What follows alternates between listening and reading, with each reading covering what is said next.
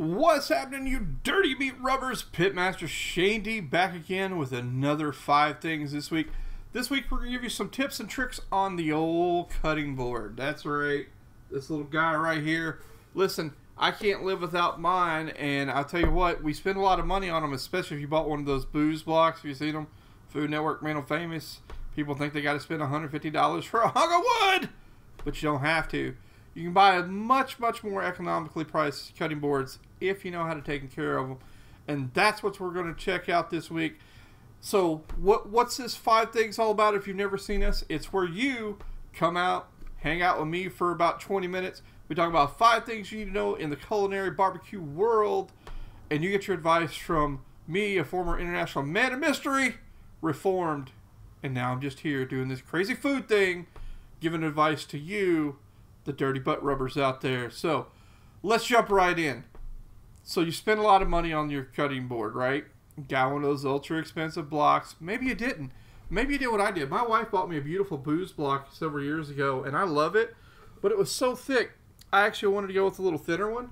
I still love the one she bought me. She's great, but I paid about 40 bucks for this one right here, and I'm using this one as an example. You see that ashiness on there?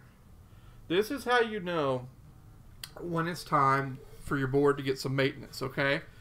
Now, I use my cutting boards a lot. I wash them a lot, guys. I mean, a lot. This one happens to be one of my favorite. I take all my food picks on it. I trim all my briskets on it. I trim all my ribs on it. I wear this one out, front side, back side, edges. You name it, I'm using it, and I love to use it. So what do you need to know to take care of your old trusty cutting board? Now, they're a lot like your knives. A lot of the same rules apply. But let's jump right in. Number 1. I think this one's obvious, but I'll put it out there anyway. I almost feel bad for having to put it out there, but I'm going to say it anyway. Don't leave them on top of your stove when it gets hot. Don't put the things in the freezer. Don't get them ultra cold. And never, ever, never, ever put them in the dishwasher, especially these all wood ones, right? The plastic one's fine, man. If you like plastic, use it. I don't. Why don't I like plastic? I use knives that are sharp enough that when I'm cutting on plastic, the knife will actually stick into the plastic. And man, I'm just shredding that thing. And I don't want little shards of plastic getting in my food. Yep, it can happen on wood ones too.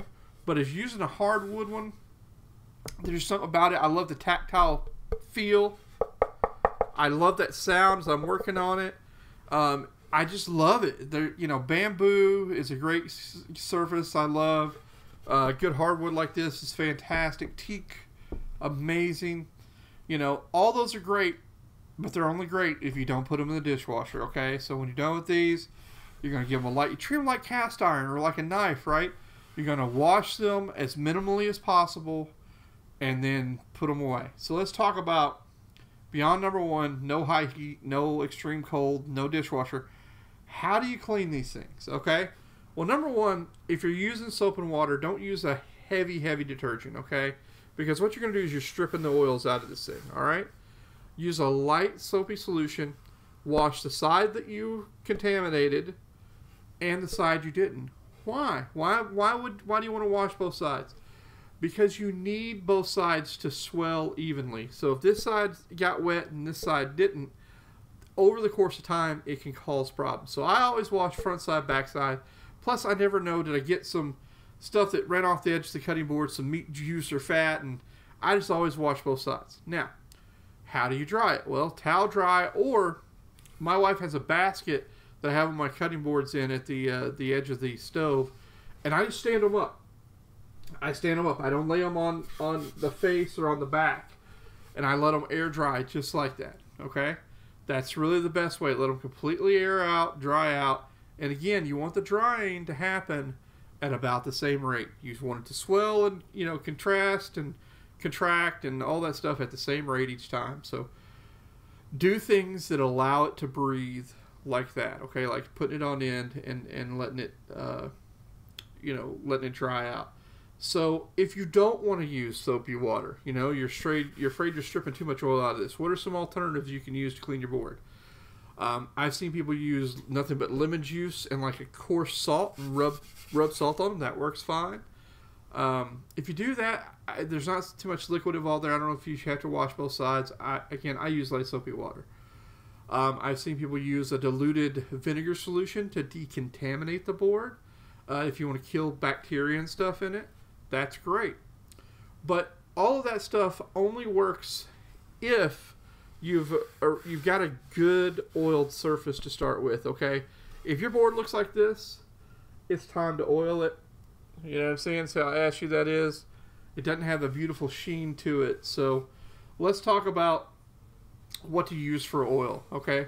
I'm going to set this to the side, and we'll talk about, you know, some general hand motions, wax on, wax off, Danielson, of how to properly oil a board. So first of all, what do you want to use to oil a board? Well, listen, you don't have to pay the big bucks for, you know, the stuff from Booz. Their mystery oil, which literally is nothing more than mineral oil with some stuff mixed in.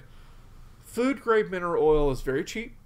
You can buy it by the gallon, and it goes a long, long way. Like seriously, like you know, you're going to make it through a full year on a gallon, easy, like maybe 5 years on a gallon. But you pour it on the board, move it around. I like to use my hands for this, you know, wax on, right?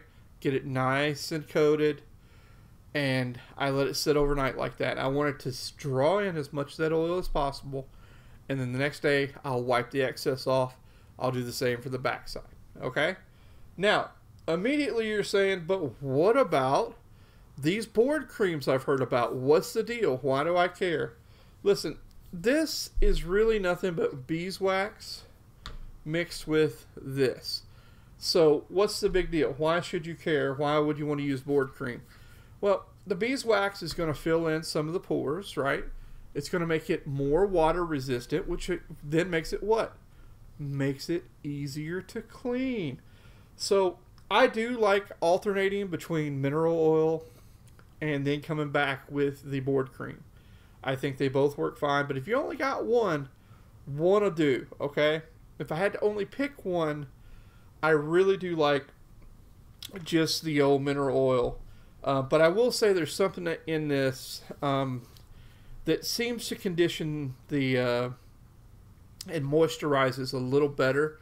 So I do about every second, you know, application of mineral oil, I put a heavy wax down to that board cream. Same thing, let it sit overnight, let it draw in all it's going to draw in, and then buff it off. So that's 1, 2, 3, and 4, just bang, bang, bang, bang, bang, right there all together. Now your question is, how often, right? How often are you going to do this? Well, the real answer is as needed. I have some boards that I don't use very often. I do them a couple times a year. The old trusty board here, I use that thing probably 3 or 4 times a week. And it probably needs to get done about once a month. So you can tell you need to do it by how the board looks. If it doesn't have that nice sheen to it and that nice smooth feel anymore, it's time to apply some mineral oil.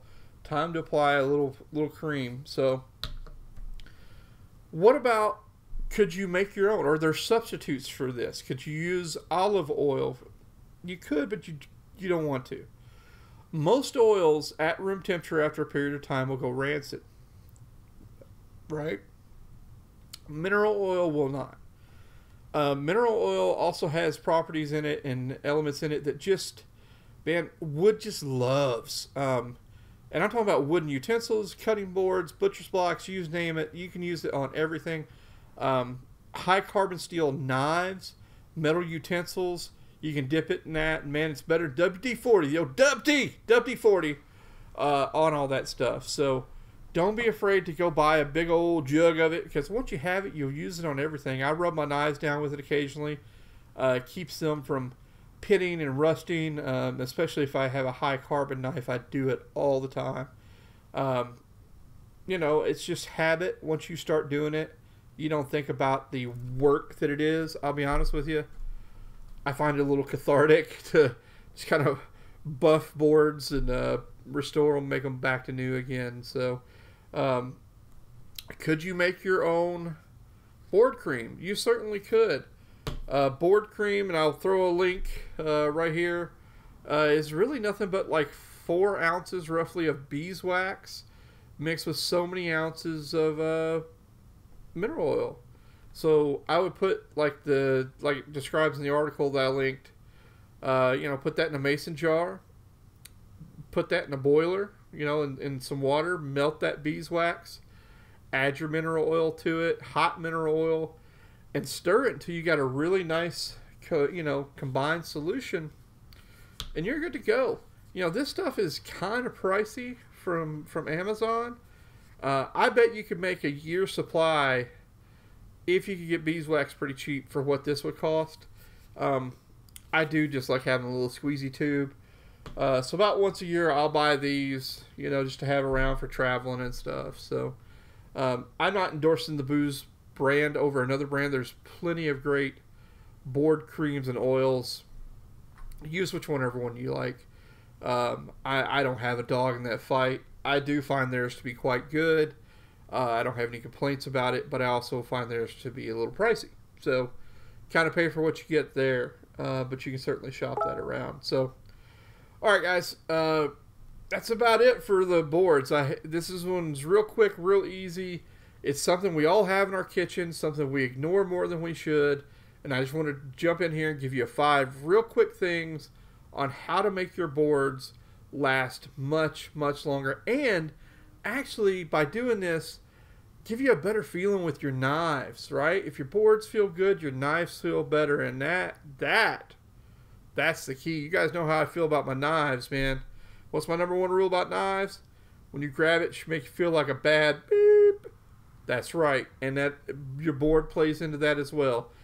The board are the road in which your knives race on, right?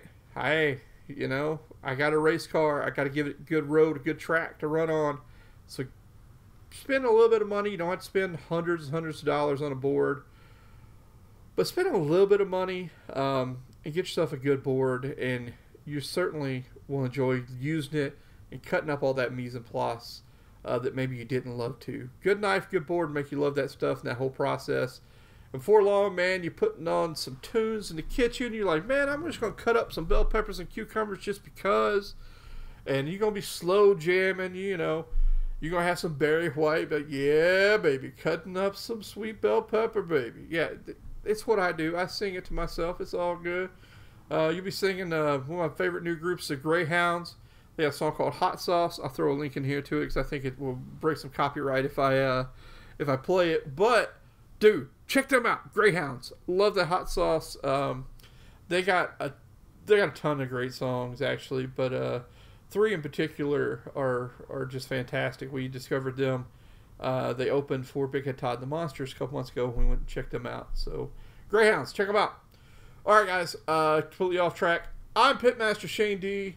You know what to do. Tell your mom, tell your pa, tell your cousin from Arkansas, what's up? And they know now what to do with those cutting boards at home. All right? Hit that like, hit that subscribe, and we'll catch you on the flip side.